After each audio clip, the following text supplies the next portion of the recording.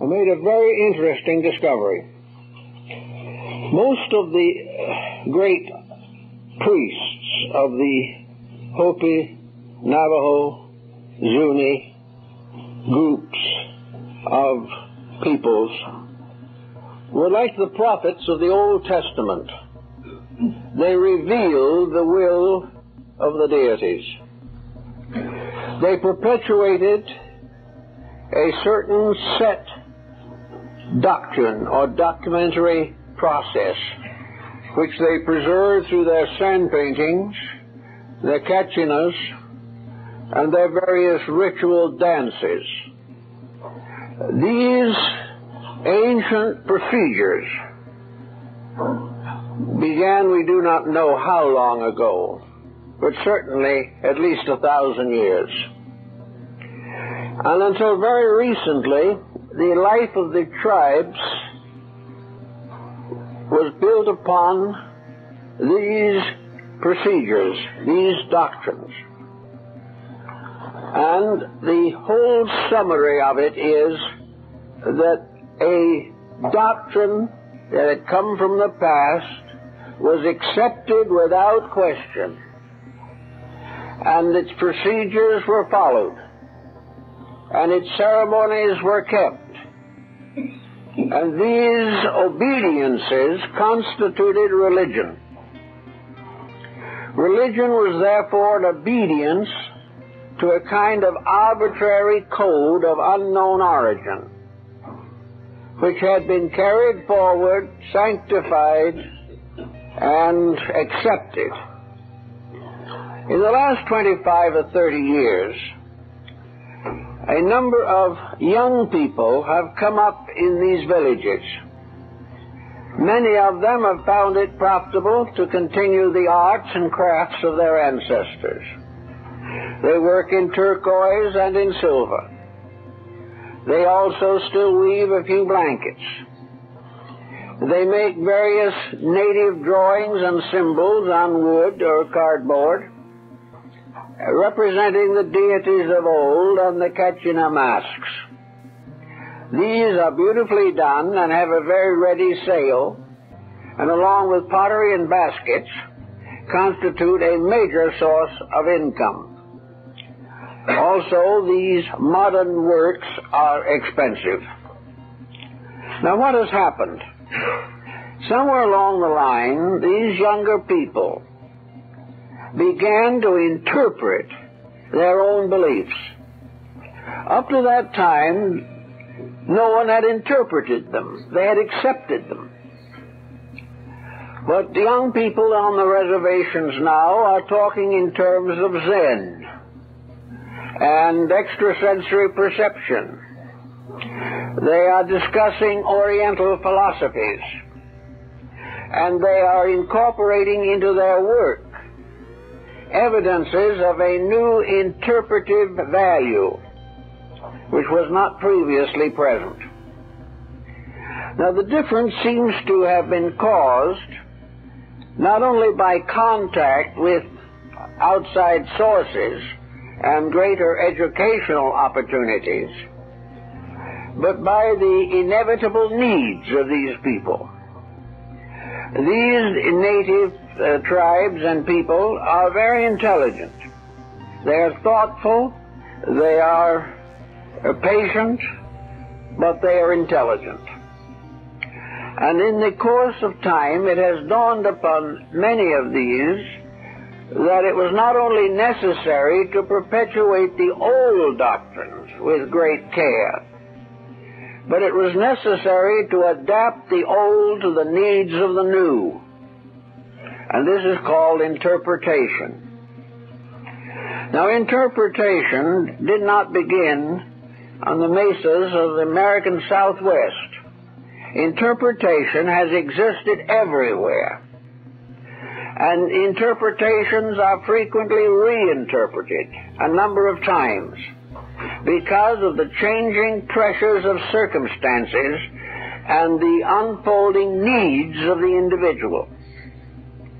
The individual of today who is thoughtful cannot accept without question the literalisms of ancient believing. He cannot simply be satisfied to listen to the patriarchs of old and accept without question anything that they reported or regarded as significant. Perhaps the main separating factor was the gradual unfoldment within the individual of the realization that he had the power to think.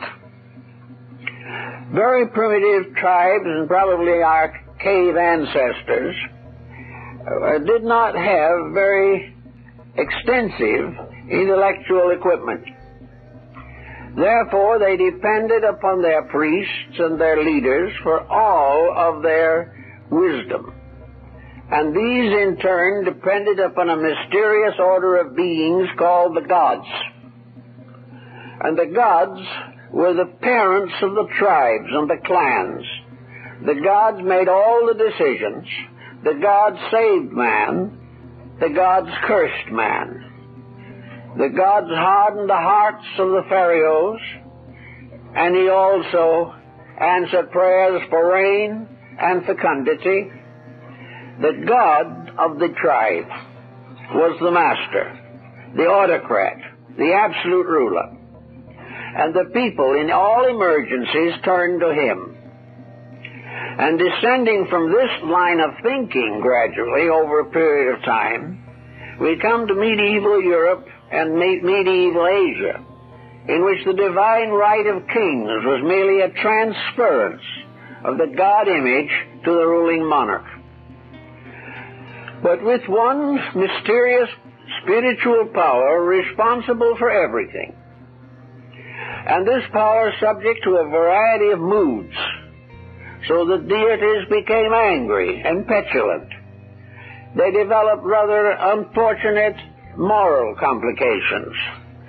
It became perhaps a little difficult for the believer to have full confidence in deities as these were recorded in mythology with their curious behaviorisms. So gradually the unfolding intelligence of the individual made a very important discovery. He began to examine himself. He began to search for his own place in the plan of things. He wished to experience something of individuality, of identity. He wanted to have something to say about his future and how he was going to change society according to his own feelings. The deities remained, but they were more or less distant. And gradually, many of their powers were taken over by the people themselves. And out of this began what we like to term today the concept of mysticism. Mysticism was the transference of the leadership of life from outside factors to internal powers. The individual began to realize that there was within himself a capacity for growth, for unfoldment, for maturity, for enrichment.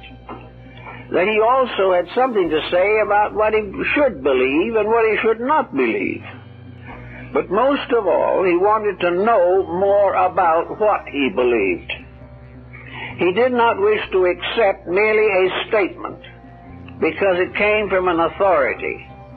And gradually the seat of authority was moved from the heavens to his own mind. And his own thinking became the basis of his judgments and his decisions. Now, this process occurred largely in that period which we call classical history. The process of gradually transferring the rulership of the universe from mysterious abstract deities and placing this responsibility upon individuals, upon human beings, making them not only masters of their own souls, but also obligated to themselves for standards of conduct and for moral directives. The moment the individual began to experience the richness of his own inner life, he began to explore more carefully. And of course, even today, with all of our instruments of research, we are still not able to fully understand the internal life of the human being. But we have a realization that there's something there that we can see every day and that we can experience every day that can become much more real to us than some group of deities on high Olympus. So little by little, man took over the world, took over the universe, and most of all, took over his own life. When he did this, it became important for him to look around for landmarks, to find something to build his new way of life upon. It finally occurred to him that the old way wasn't bad, that the Golden Rules and the Ten Commandments were reasonably solid, and that it was going to be very difficult to undermine them. It therefore came about that the individual continued to accept the revelations of his sacred prophets and sacred books, but began the process of interpreting them, to bring them into focus with his current need, to gradually transform or transfer the old doctrine to his own psychic life, so that he could become, in a sense, the master of his own destiny. Probably the most important period in the transference of this pattern was that which occurred between the 2nd century BC and the 3rd century AD, so far as Europe and even most of Asia are concerned. At that time, there was in Alexandria, Ephesus, Antioch, and a number of other centers of caravan routes, a polyglot culture developing. People of many beliefs assembled there to trade and barter, and in many instances to communicate the choicest secrets of their moral lives. Therefore, we have an opportunity presented to the citizens of these communities to select the things they would believe. They had many opportunities. Some stranger from far away brought an interesting idea, and the Greek or the Egyptian or the Semite decided it was pretty good, so he took it and put it into his faith. Another came from a different locality with some scientific discovery, some religious conviction, and others in Antioch or Ephesus thought that was pretty good and saw how it fitted into their own belief. And as a result, they built it into their own belief. This process is continuing even today, and nearly every student of comparative religion working today is seeking to find what is useful to him out of the religions of the world and create his own faith based upon the recognition of his own need in the terms of the available solutions. Little by little, this procedure went on until it became obvious that the old idea that progress was bestowed by deities, that changes were the result of mutations beyond human control. This changed to the idea that new attitudes, new realizations, new stratagems of intelligence could come from within the person. That the great oracle was perhaps his own heart. He knew that it was the center of his life, but he had never really made it the center of his philosophy of life. He knew that he had a mind that could help him to form various implements, make pottery, weave cloth, do beadwork. Also that this mind enabled him to travel in various places, enabled him to gradually discover certain secrets of health, and to defend himself against his enemies. all this coming from his own mind, gradually changed his point of view. He no longer prayed to the Olympian deities to save him from trouble. He sought inside himself for the remedy to his own problem. The result is what we call mysticism. Mysticism is nothing more nor less than the transference of the supreme power from some outside source to an internal source. Now, mysticism did not deny the outside source. Mysticism did not destroy the gods or condition them adversely. Mysticism pointed out the important point that the gods that we worship in the sky are inside of ourselves, that the divine power at the base of all things animates each living thing, that it is not necessary to search on some distant mountain in order to be close to deity. It was only necessary to recognize the divinity in your own heart.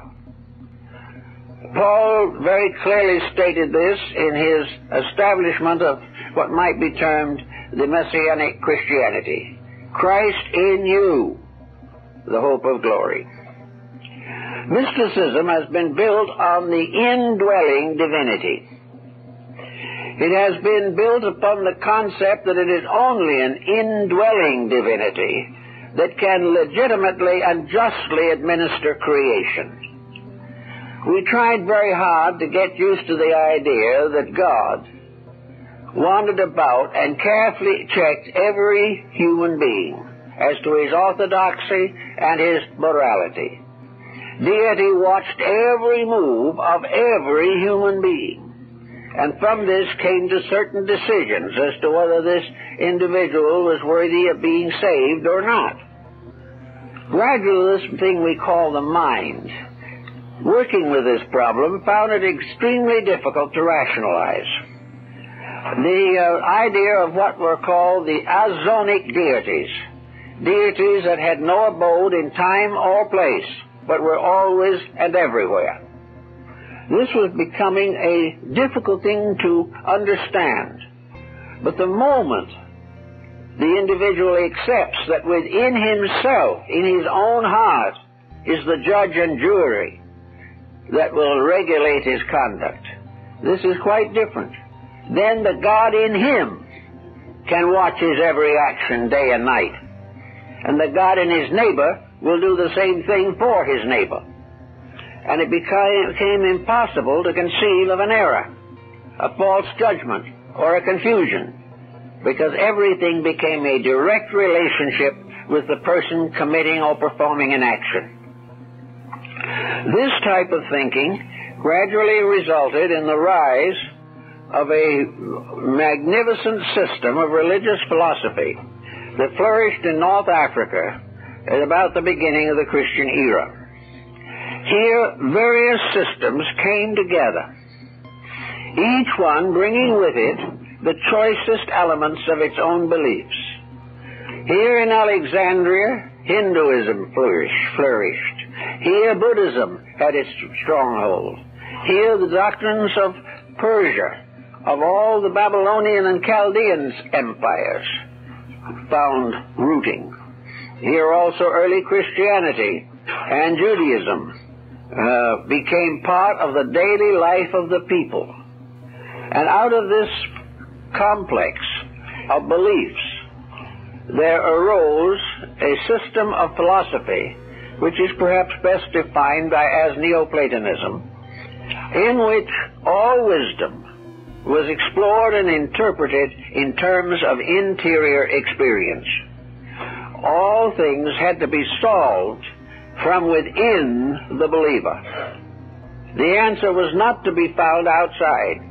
If he thought he got the answer from the outside, it was because the internal faculties of his own consciousness bestowed it, but it seemed to be separate from his ordinary cognitions. So everyone in those days recognized that each religion, whether it was Buddhism or Semitism or whatever it might be, had found it necessary to develop a mysticism.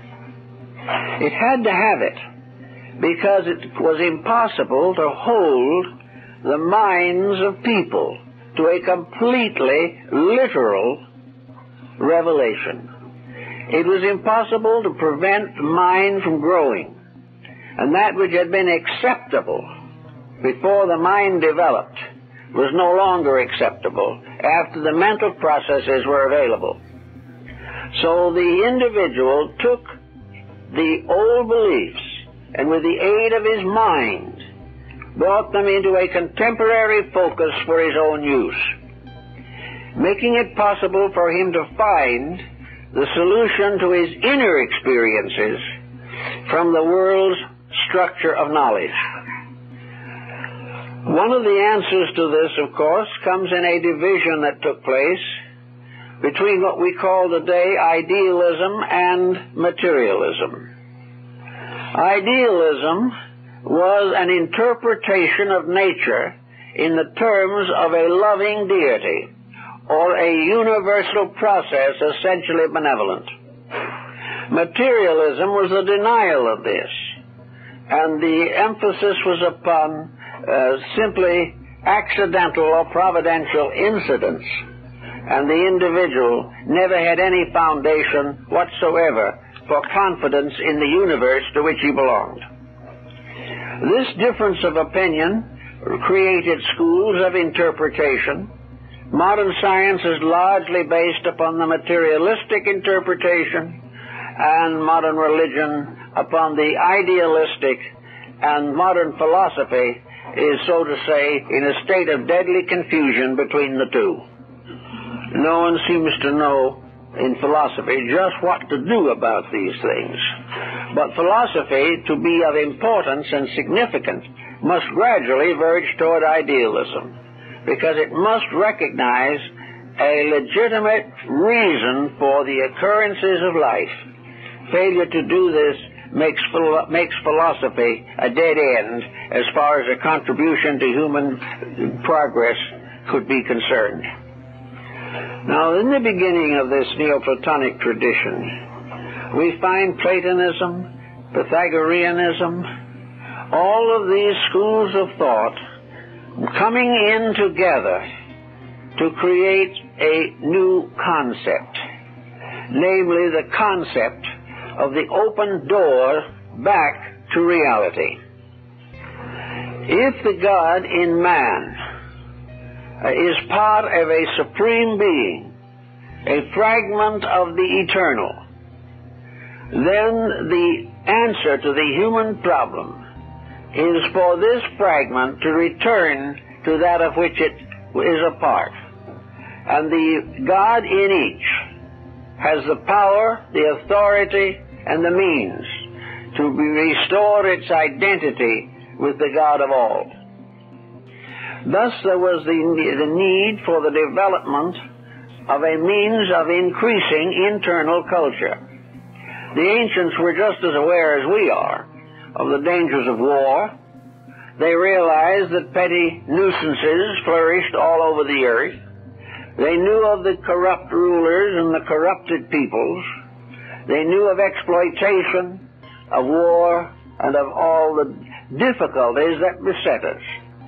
I remember noting that in the Code of Hammurabi of Babylon, one of the earliest of all codes to govern conduct, there was a long and complete section dealing what to do with home builders who shotted the materials.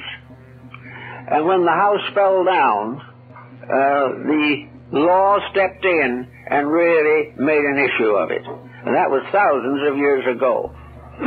So the problems have not changed too much, except perhaps they've become a little more numerous and a little more forceful. But in the problems themselves, the great question was to find a solution. And here, these mystics, recognizing the need for a program of forwardness, began to organize their concepts of the future. The Sibyls prophesied the times to come. the prophets and sages and philosophers contemplated the philosophic empire, and religions meditated upon the mystery of the second coming and the New Jerusalem. These were interpretations, they were expansions, extensions, based upon the need of certain advancements by persons who could not survive under the conditions of the old order of things. This means that the mystics worked in very many different ways, not only to plan a future, but if possible to learn how to build together for a definite goal. In this cycle of things, we had all kinds of appearances rise over the horizon. Nearly every religion developed an esoteric section. It developed a group within itself, this group which was able to clearly integrate available knowledge and focus it upon the shape of things to come. The sage no longer contemplated things as they are. He began to think of things as they must become through the active effort of intelligence. The sage began not only to believe in honesty, but to realize from experience the tragedies of dishonesty. It was no longer an empirical believing. It was no longer the Ten Commandments shouted from the tops of Sinai. Now it was experience, the individual living in a world which broke the rules and suffered, and the philosopher contemplating the possibility of keeping the rules and in this way transcending suffering and establishing a better world. These thoughts developed in a number of ways, but the essential point of the whole mysticism of the early Christian period was that it was possible for the human being, because of a deity in himself, to unfold every virtue necessary for his enlightenment. It was not necessary to assume that there had to be some divine intercession. There only had to be the release of the eternal divine from within the person himself. Now, how was this release to be accomplished? It's obvious that, in a way, it is happening all the time. The release of the inner life of the person is through experience. By experience, we ultimately learn what is good and what is bad. We may topple empires, destroy races, and overwhelm civilizations, but ultimately we will learn what is right from experience. But it is a long and painful journey. It therefore occurred to some of these people, the more enlightened of them certainly, that it was possible to achieve a greater leadership in the control of experience. That it was possible to find what the alchemist said, that art can perfect nature. In other words, that there was an art of living that could be studied, could be learned, and could be achieved, and was just as real and just as useful as any academic course that the person could take.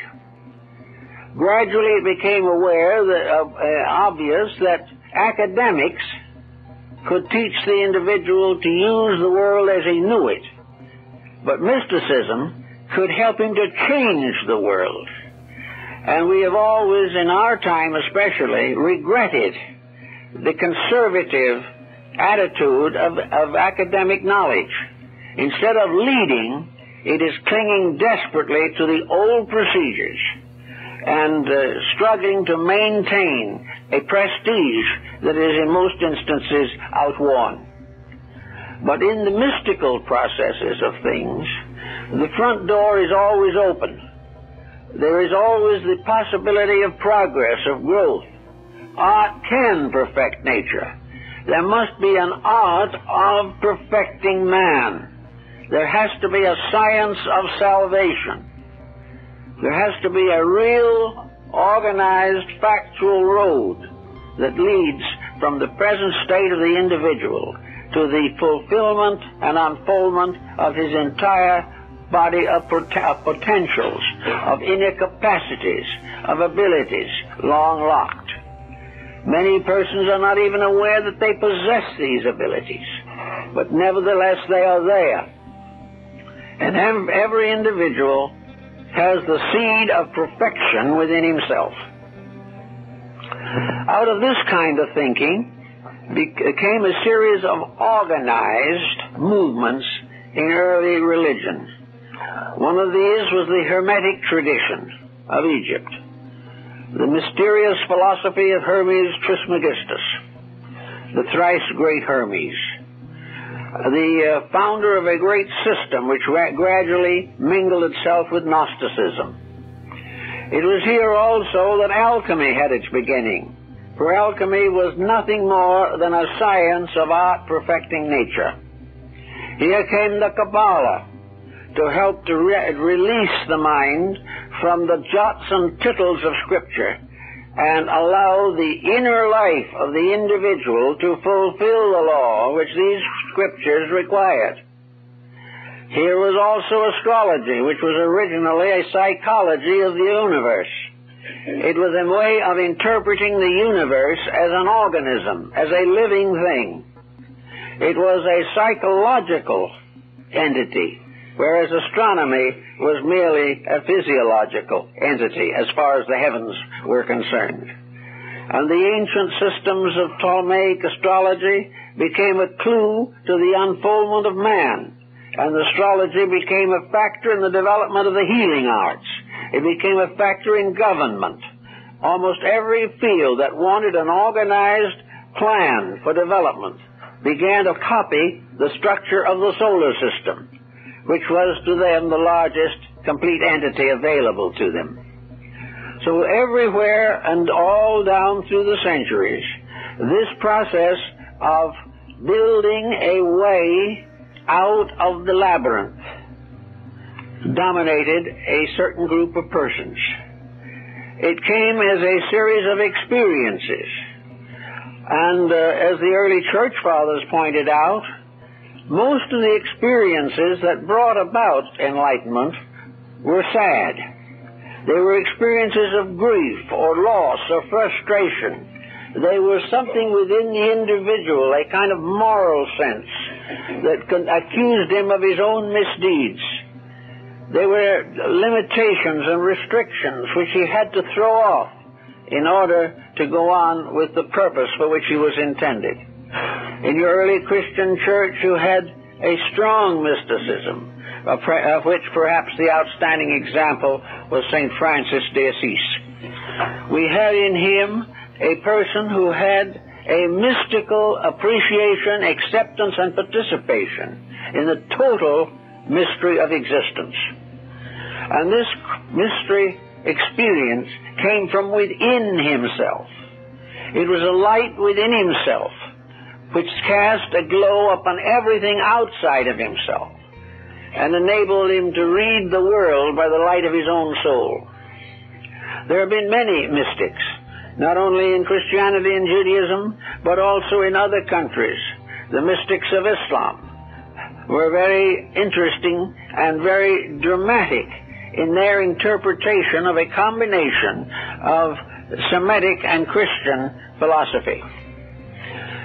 In Asia, the secret sciences of yoga and Vedanta arose out of the desperate determination to accomplish what we find in one of the quatrains of the Rubaiyat, where the poet is made to say, "From my base metal shall be filed the key that shall unlock the door he howls without," referring to the dervishes. From our base metal must be filed this key, for it is only in ourselves and in our own substances that this key can exist. No one can give us the key. No one can open the door for us. But we can learn from each other how to be more and more worthy of receiving the key, and having received it, become sufficiently insightful to know how to turn it in the lock. And in the Kabbalah it is said it must be turned 7 times to open the mysteries of the faith. So we have the gradual developing of a supernatural, superphysical mysticism, which, however, did not have that strange aloofness that we found in the old supernatural mythologies and theologies. It was no longer deities seated upon their Merus or their Olympic heights. The mysterious depth of things went inward, and man's inner universe became a primary object of concern. Along the way, of course, it became interesting and important to try to understand man. And so the individual used his mind and turned it in upon itself. He turned the brain in upon the mind and the mind in upon the functions of its own existence. And gradually, through the effort to understand his own mind, the human being came up with a series of divergent solutions. Some of these are now incorporated into modern psychology. Many of them are also now parts of religious structures. The study of the constitution of man and how he functions gradually took on a cosmic coloring. Many mystics saw in their own natures keys to the universal nature. They saw in the functions of their own bodies the miniatures of the functions of the great bodies in space. They fulfilled the Hermetic axiom, as above, so below. That which is true of the greatest is true of the least, and that which is true of the cosmos and the galaxy is true of the tiniest gnat floating in a sunbeam. Everything is part of a great lawfulness. This lawfulness is not revealed directly by deities. It is experienced by the person himself. And in this process of experiencing, we have another step that is very important. Most ancient peoples were accused of idolatry. They were supposed to be out worshiping wood and stone. They were said to be completely dominated by these inert manufacturings of their own skills, and that they were praying to something they could never answer and to which they gave a false allegiance. This began another step in the study of this matter, and it gradually dawned upon most of these peoples, many of them at least, that these deities that they had previously considered to be persons and had represented by imagery were really not persons and could not be adequately represented by any form of imagery. These persons were merely the symbolical appearances of principles eternal in space. And if an image was created, this image stood for a principle and not for a personality. It did not represent an angry God who was going to punish his people. It did not represent any power or authority such as we know. This personification represented an aspect of the total life, the total network of interacting truths, principles, realities by which the universe is sustained. So little by little, the individual got over idolatry and began to realize that idolatry belonged to the idea that things came from the outside rather than from the inside. After the beginning of the Christian era, we find that Christianity inevitably and instinctively moved toward the idea of salvation through merit. The entire structure was geared to the realization that man must, in some way or other, discover the inward workings of the divine plan. The New Testament and parts of the Old Testament consider the matter of prayer very carefully. And nearly all of those who have studied the situation carefully realize that prayer was a form of meditation, of concentration, a means of retiring into the self in silence and in solitude, in order to search out the self that is locked within us. The prayer is addressed to God, but the ear that hears it is the God in our own hearts, the ear that is in the heart symbol of the Egyptian philosophy. Thus, the prayer can be answered directly, but because it is in the keeping of an ineffable power, an absolute ability locked within the individual to achieve and become anything that he is resolved to accomplish that is right and proper. This also carries within it the opposite pattern, the perversion or prostitution of this internal power creates an inevitable corruption, which also must bring a sad and sorry consequence to the individual. Gradually, the motion of religions in the world, and Christianity in the foreground of these motions, the motion is the development of internal integrity. The individual must become that which he claims to believe. If he does not become it, his belief is nothing. And he will remain as he is now, sounding brass and tinkling cymbals, unless the belief that is in him changes his conduct. Now, this is one of the problems we have today, not only in the orthodox values of life, but in a great many mystical and metaphysical institutions. There are a great many groups that are still functioning on the power concept. They are thinking that some kind of a strange magic, some kind of a mysterious doctrine that has been handed down among a choice group from the beginning of time enables the individual to become all-powerful without becoming virtuous. Now, this is perhaps fortified and supported by the rise of dictatorships and tyrannies in the world. There have been powerful persons who were not good. There have been great changes in history brought about not for the benefit of man, but to advance the glory of individuals and to exploit human nature. So that it is very important for the modern mystic, Christian or non-Christian, to realize personal responsibility in the practice of faith. If this responsibility is not accepted, the ends to be achieved are not accomplished. I have known a great many cases, several that I have very closely known, of people who joined organizations and were bitterly hurt. These organizations promised them a kind of enlightenment that would carry them successfully through life, would add to prosperity, would make them successful in business, add a little wealth here and there, overcome all the debilities of character, and perhaps even the debilities of health.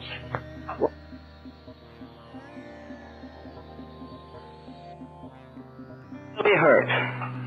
These organizations promised them a kind of enlightenment that would carry them successfully through life, would add to prosperity, would make them successful in business, add a little wealth here and there, overcome all the debilities of character, and perhaps even the debilities of health. One of the most pathetic of these cases is one in which I visited the hospital to spend a few moments, the last moments, with a person who all over a period of years had known that the particular doctrine that they followed would permit them to live without death.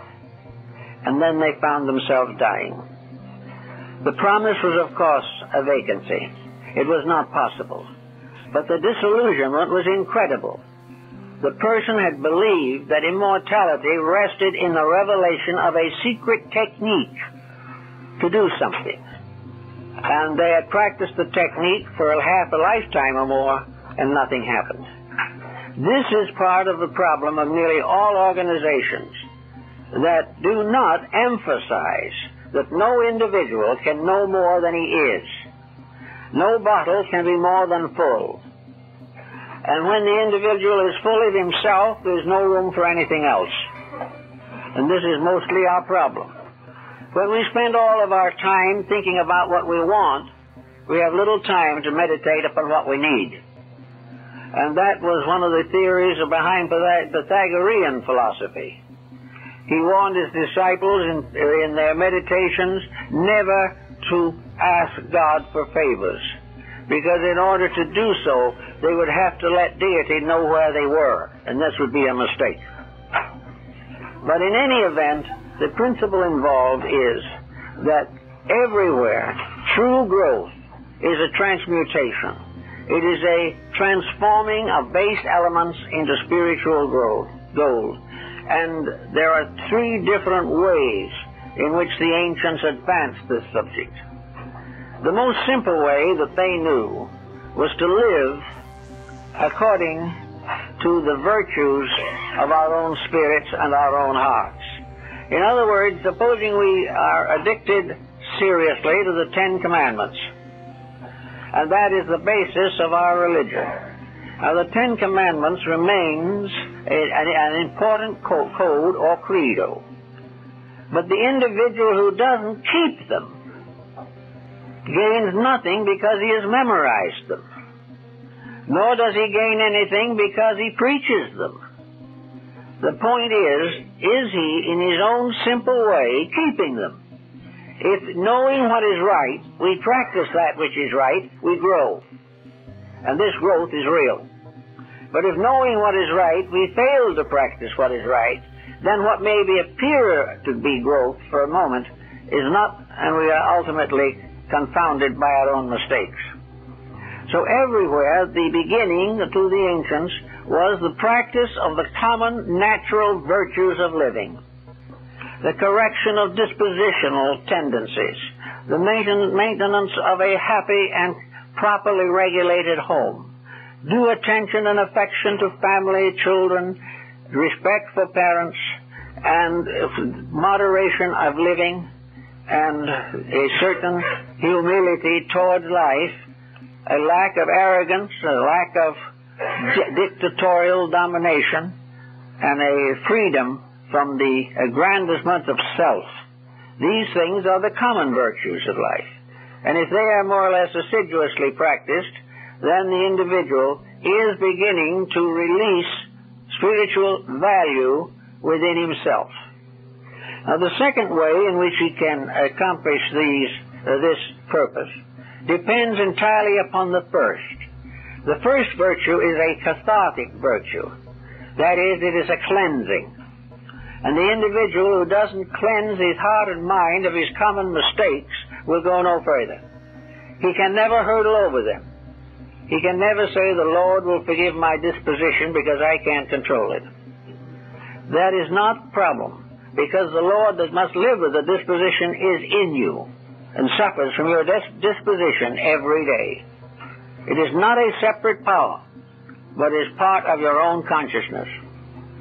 Then, after you have had a certain cathartic discipline, where you have cleansed and purified your heart and mind as far as possible from the ordinary mistakes of living, then the ancients declared it became necessary to gain control of both the mind and the emotions. The first step was to cleanse them so that they did no harm. The second was to control them so that they could be used constantly and consciously for the attainment of the purposes for which they were intended. The mind is given to the individual to think with, and the quality of his thinking is something he must control.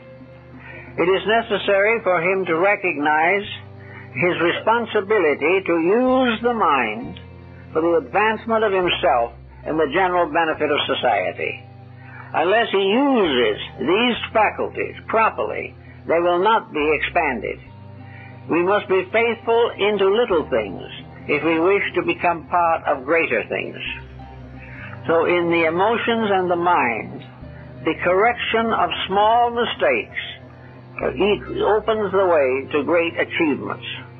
And the gradual disciplining of life means not only to be honest in the terms of the Ten Commandments, but to so change and discipline moods that temper will not escape from us, that our dispositions will not become acid with a few disappointments, or that we will become belligerent over the things that we do not believe. And one of the best and most important rules is to get over judging other people and assume the need for self-judgment, and that this self-judgment must not be dominated by egotism. So the person practices meditation, the Pythagorean disciplines. He goes into religious orders. He goes further and further into the search for spiritual integrities, as they are dramatized in the rituals of the mysteries and the solemnities of the Mass. All of these things have a tendency to stimulate, to release, to inspire, and to encourage. Great music, great art, these release soul power. They release the use of energy from mediocre waste to well-directed purpose. Then in the third and highest step of discipline, there comes the quiet experience of the presence of God, the recognition and experience within self of the indwelling divinity, and that this experience becomes so continuous and so certain and so complete that the individual then walks together with the Lord at all times throughout life. And this achievement brings the person to the degree in which the leadership of the Spirit within himself leads him back along the path to the center of life, the center in his own heart, and the center in the heart of space. The person has to earn these things. Evolution is this earning. Evolution is the discovery of the fact and gradually the strength to obey and fulfill this fact. Today with Christianity we have great needs. We have very great needs for a mystic Christian revelation. It is coming. There are a number of groups arising who are recognizing that Christianity is not a problem for theology. Christianity is a problem of human regeneration through conscious effort. Christianity will remain inept in its management of world affairs so long as it counts upon its numerical strength or upon its traditional privileges. But the power of Christianity must be the power to transform the weaknesses of human nature, the conflicts of social order, and all these destructive misunderstandings by the light of the availability of the power of truth.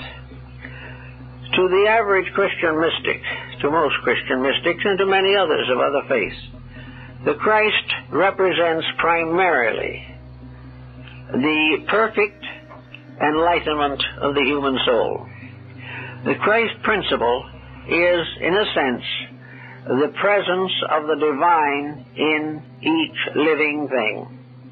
It is present even in the smallest creature that lives, but in man it is the symbol of the perfect achievement in life.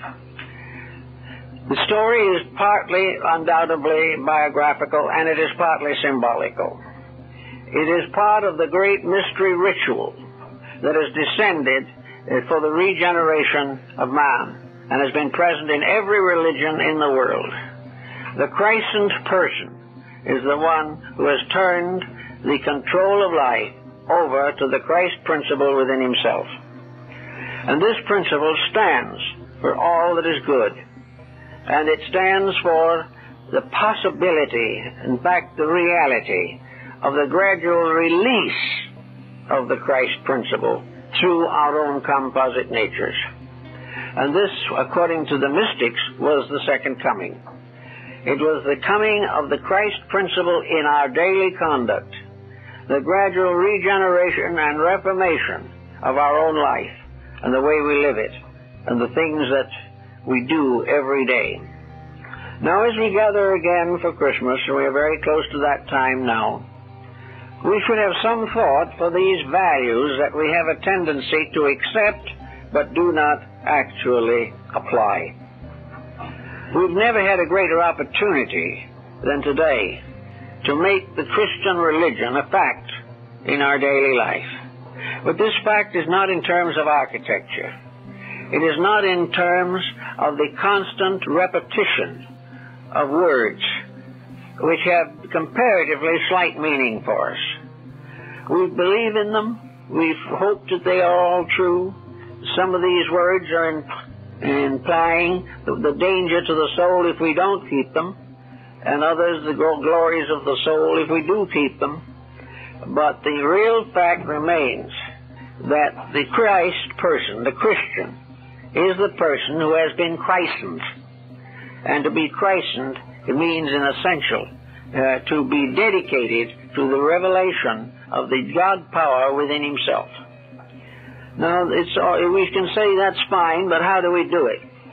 What do we do in cases like this? How are we going to apply our daily conduct to fulfill so exalted a concept? I think the first thing we have to try to do is to get a concept of this. If we can really finally come to realize that salvation is within, and we have much evidence to support it, because if you look around you in the world, you see that so-called salvation from the outside is not working. It never could. Salvation is a result of accepting something but doing nothing about it is simply a fallacy. I remember growing up, I was in an area where there were a number of annual evangelists that came down through the small towns and converted people. And it was really quite an interesting and inspiring spectacle. And maybe 200 or 300 of the town people saw the glory and were converted.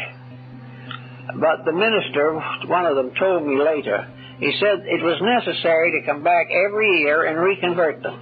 Because nothing of that nature, these high notions maintained by an emotional ecstasy, seldom would last for more than 12 months. By that time, the alcoholic was back on the bottle, and the unpleasant parent was back making his family miserable. So it was necessary to convert about every year. And anything that approaches religion on the basis of conversion is on this problem. It will not help. The only answer has to be that the individual, recognizing that he has the capacity, because of the divine principle within him, to be anything that he will be by dedication. But that if by any chance he wants to use this divine principle for selfish ends, he is then a first-class Satanist.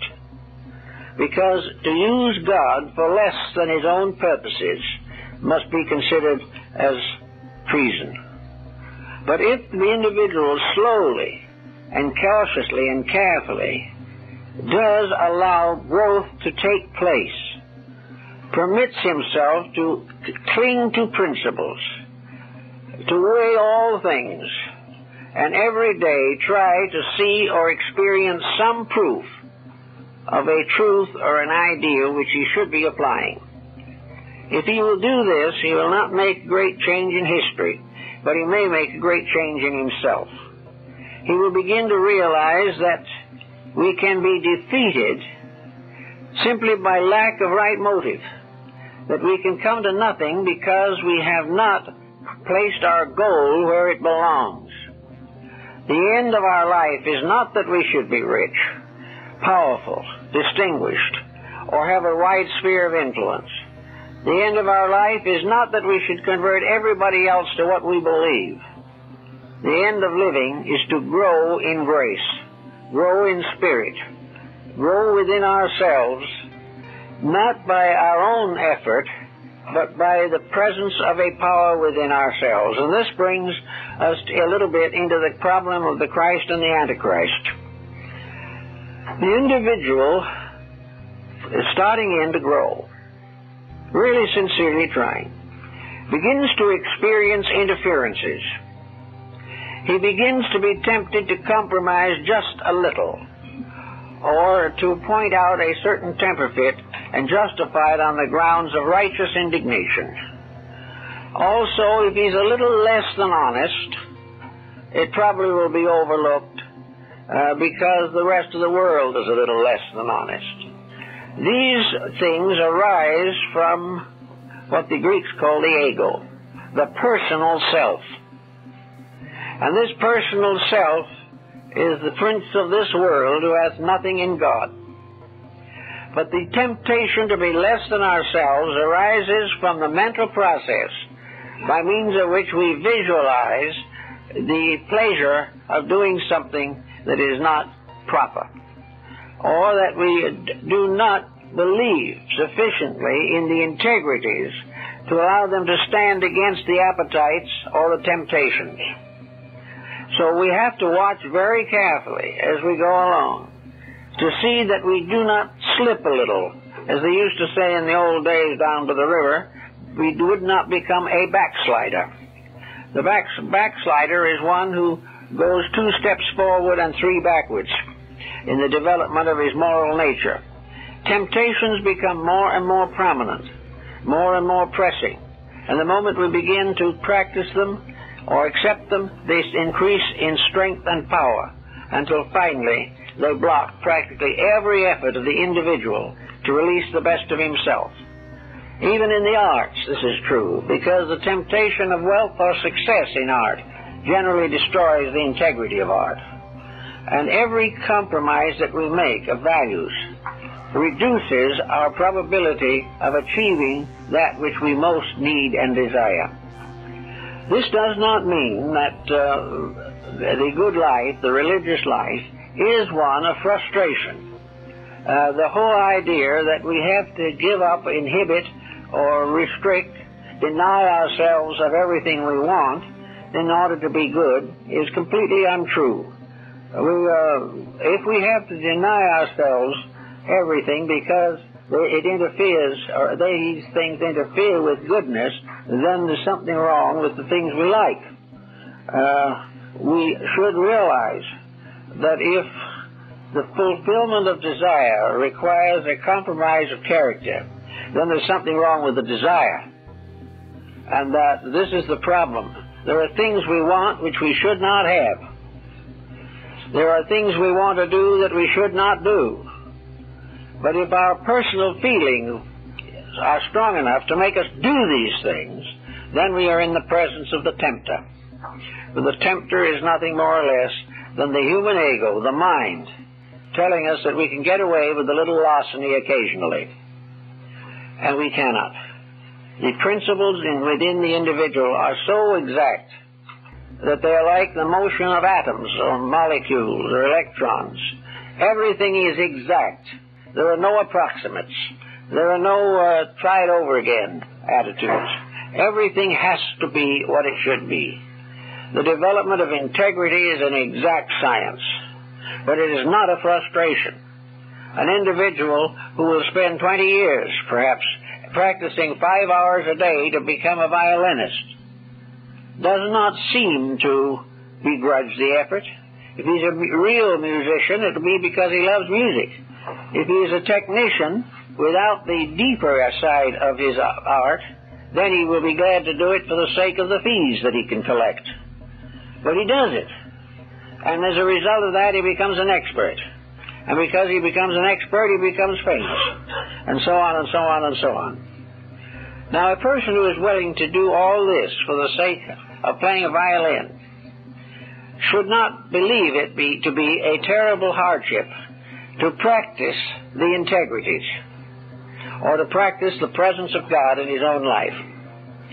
The only reason why he is inclined to doubt it is because the musician thinks he has a little business lying ahead, whereas the practice of the virtues seems to be only rewarded in heaven, and many people who are looking for rewards here and now.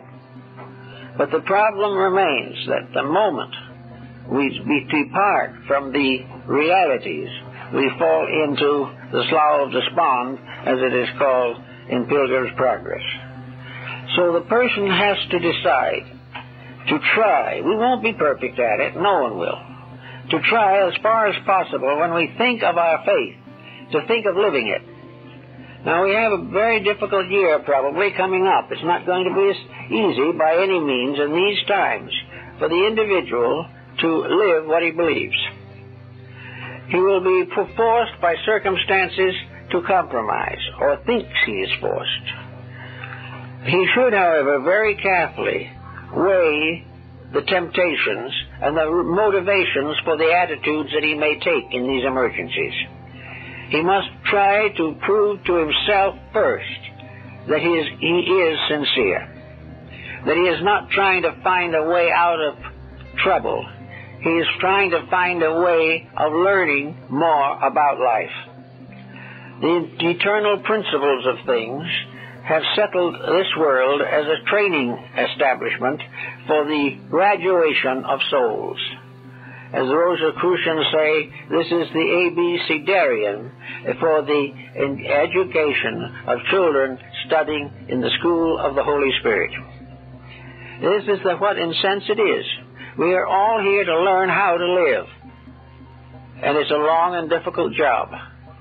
But in the course of it, we will finally come to the realization that doing the best job possible makes the best life possible, and also the easiest way of getting to the goals that we want.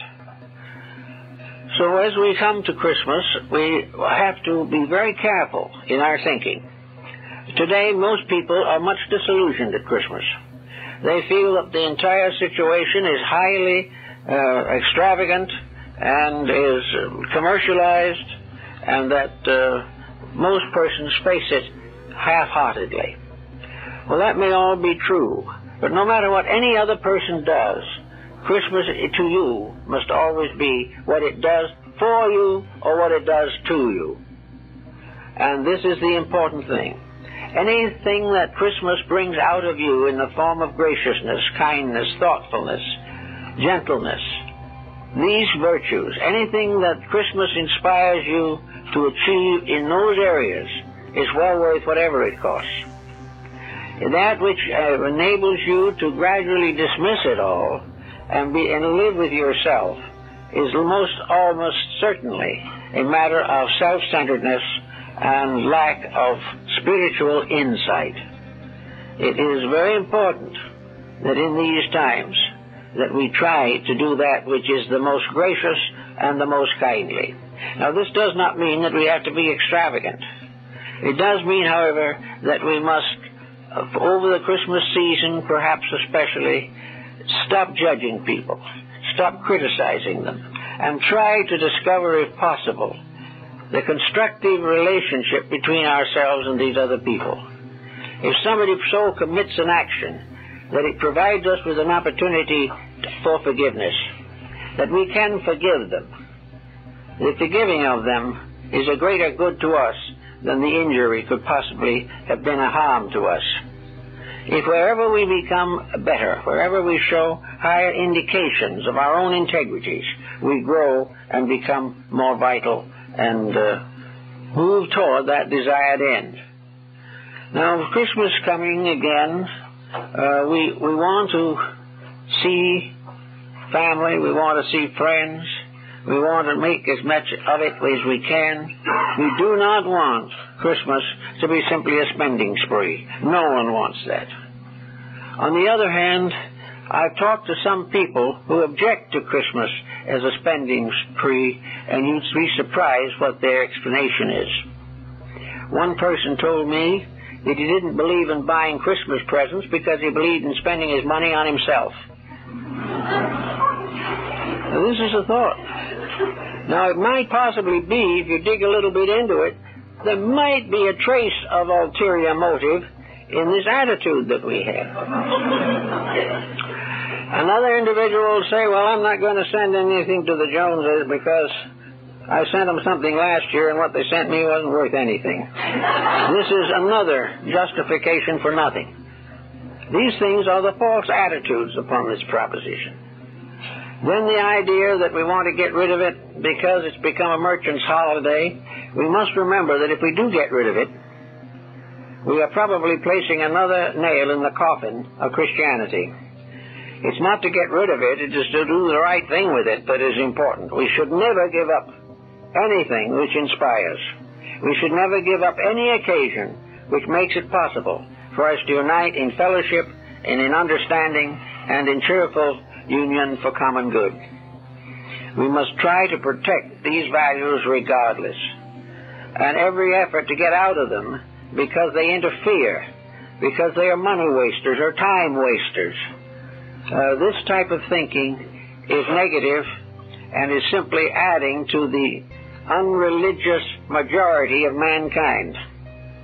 On the other hand, to make something good out of Christmas is an achievement. It brings something with it that is valuable.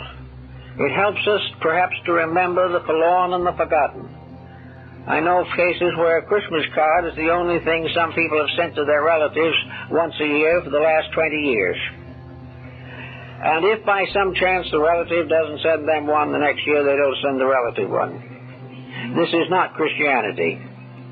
This is carefully considered problem of what is the greatest advantage or the least trouble to ourselves. So this year, whatever it is, let's try to do something to keep the spirit of this thing alive. If you have your religious groups, attend them. Go and share them with them in music and in some simple religious belief. Some people don't go to these religious places because they think they're too elementary. The message is not exalted enough. But it isn't a matter of how exalted it is. It's whether or not it helps people in the various levels of life where they live. We're not all living on the same level, but we must all strive in one way or another to understand the levels on which other people live, and at the same time understand why we've got to raise our own occasionally if we really want to get somewhere. So whatever it is, use a certain amount of festivity. And do not spend too much time regretting world conditions. After all, we caused them. And whether we like it or not, we're going to have to pay for them ultimately. The world conditions did not descend as it falleth from heaven. It came right out of our daily relationships with each other. And these conditions will not be cured until a better part of ourselves leads the rest of ourselves. And I think it was Marcus Aurelius who said on one occasion, "Man is a little flesh and a little air, and that which commands." And that is what we all are. We're just mind, body, little air, but that which commands. Marcus Aurelius was a mystic. That which commands is the best part of ourselves. And when the best leads the rest, growth is inevitable. But when we block the best and strive desperately to escape the challenge of self-improvement, we are in serious trouble. So we're going to have some difficulties in the coming years. The world is very much upset. But I think we have to realize that as citizens of the universe, each of us has his own responsibility.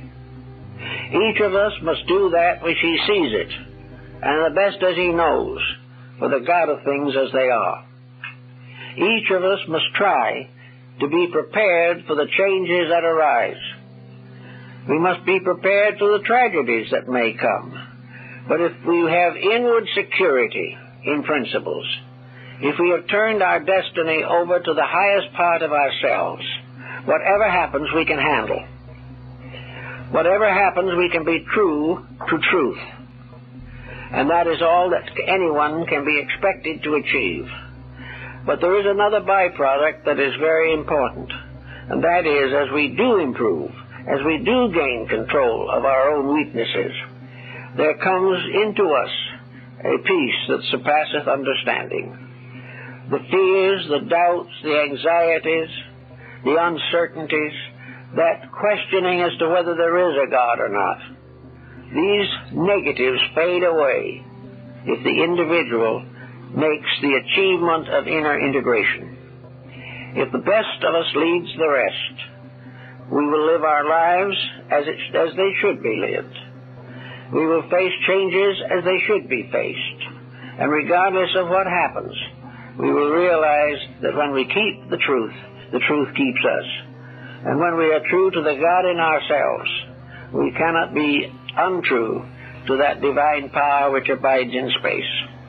For we are part of space. And in our keeping is the condition of space. For space is nothing but all that lives, added up. And when we add our little bit, and that little addition is right, space is the wiser and the richer.